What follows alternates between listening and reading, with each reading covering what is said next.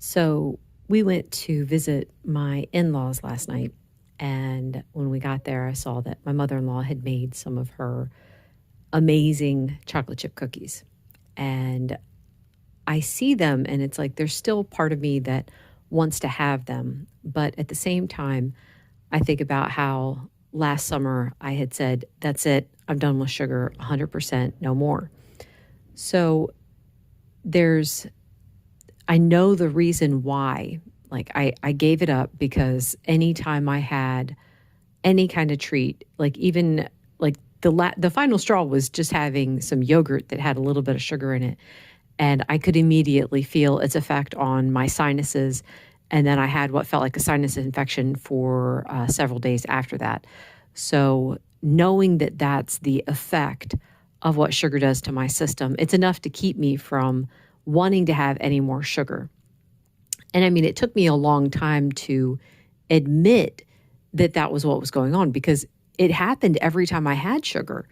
Um, I even have it written down. Like I have a food journal and I have it written down that that was what was going on. But I would find some kind of loophole or try to just reason it away. Like it had to be something else.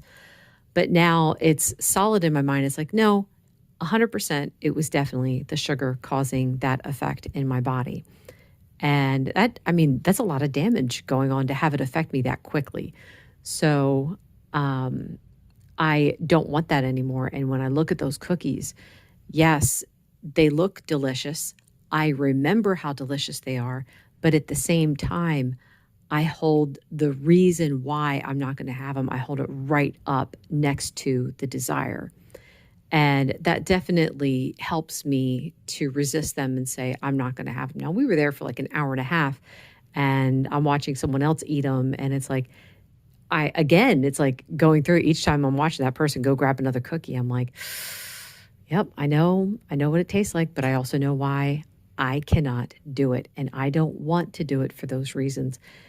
It's important to keep your reasons right up at the front of your mind, especially when you're going somewhere where you know you're going to be tempted.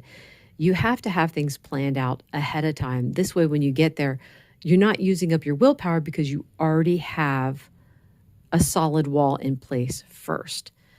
I think about that passage in the Bible where it talks about like a city whose wall is broken down as a person who lacks self-control. If I had reached out and just said, you know what, let's just have one. I'll just have one. If I had had one, it would have been a fight the rest of the time not to have more. Now, even if I had waited until the end of the visit and had one, I would have been tempted to have something else that evening. I know myself, and I know that this is how my mind works. I know this is how desire works. And I don't want to breach the wall and let temptation in.